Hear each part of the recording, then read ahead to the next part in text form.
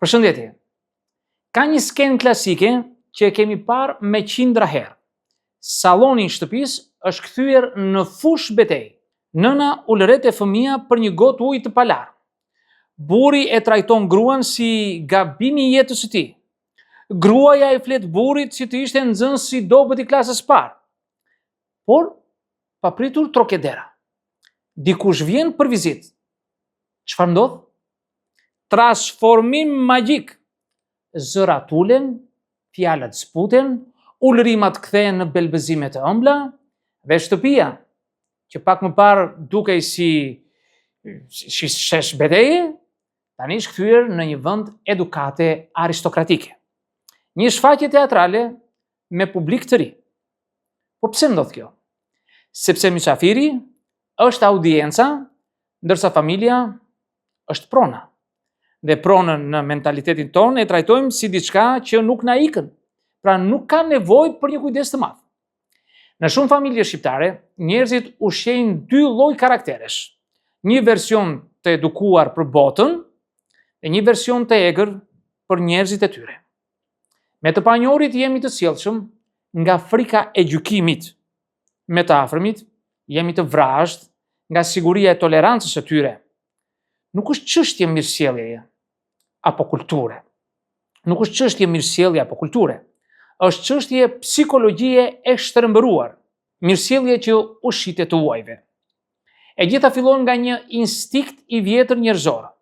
Ne duam të pëlqejmë atyre që nuk na njohin. Të afërmit si impresionojmë dot. Ata e din kush jemi. Na kanë parë dhe pa grim, pa rregull, pa moral dhe pa drita led. Të huajin e marrim si projekt. Do ta bindim që jemi më interesant se që jemi realisht. Dhe kjo bëhet krejt e natyrshme. Në psikologjinë sociale, kjo quhet menaxhim i imazhit, që do të thotë se sjellja e mirë që tregojmë nuk është karakter, por marketing, jo edukat, por reklam. Madje i japim rëndësi, të egzageruar, këtij marketingu, qeshim me të gjithë dhëmbët tanë. Flasin me zë tepër shoqëror, bëhemi të sjellshëm, si te reklamat e detergjentëve, kur nënat lajnë rrobat e pastaj bëhen të lumtura nga aroma e çuditshme pranverore. Po pse gjithë ky mundim? Sepse reputacioni te të tjerët duket më i rëndësishëm se marrëdhënia me njerëzit që kemi në shtëpi. Kush e pson? Ai që na duron. Të afërmit i poshtrojmë sepse i urrejmë, i poshtrojmë sepse mendojmë që nuk ikin, sepse i kemi ata të garantuar, aq të sigurt na duket dashuria e tyre, sa ne i përdorim si depozita mbeturish emocionale. Shkarkojmë aty nervat e punës, stresin e ditës, anktin e brendshëm, frustrimet që nuk guxojmë t'i shprehim diku tjetër. Këtë psikologji e quajmë abuzim nga siguria. Sa më i sigurt ndihesh në një marrëdhënie, aq më shumë provon kufijtë e tjetrit. Dhe psikologjikisht, ky është rrënimi i marrëdhënieve. Dashuria nuk është thes me oris, që e shkarkojmë në kokën e dikujt, sa herë që mendja jon ka nevojë të shfryjë. Të huajin e kemi frikë. Të afërmin e marrim si pronë. Fëmia nuk guxon të bërtaste mësuesja, por te mamaja e bën. Pse? Sepse mësuesja mund ta ndëshkojë. Mamaja e fal. I njëjti mekanizëm shfaqet kur burri është i sjellshëm me shefin dhe i egër me gruan. Nuk është karakteri dyfisht, është ego primitive që sillet si një qen i lidhur dhe le aty ku nuk ka rrezik. Të huajin nuk e poshtrojmë, sepse kemi frikë se do ta humbasim reputacionin e tij. Të afërmin e poshtrojmë sepse mendojmë që nuk humbasim asgjë.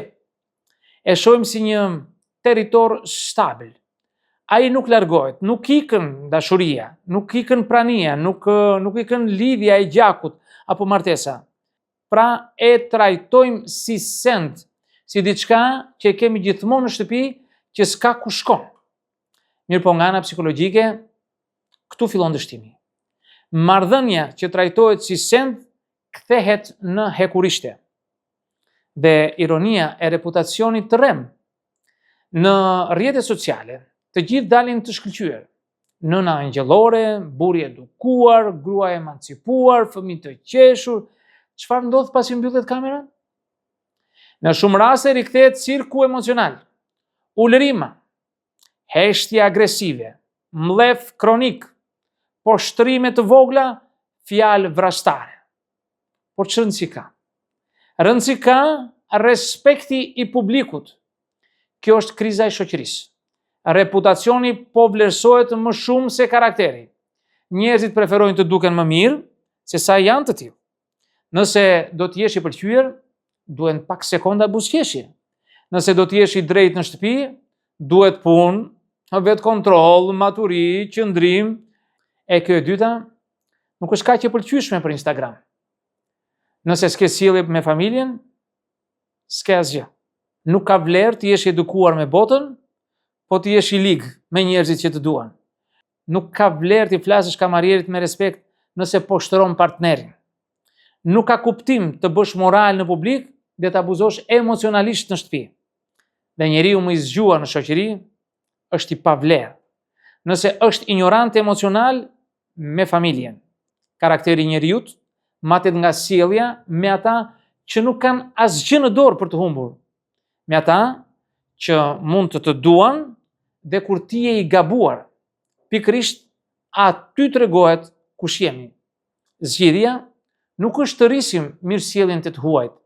Zgjidhja është të ulim brengën ndaj reputacionit dhe të rrisim kujdesin për ata që e meritojnë.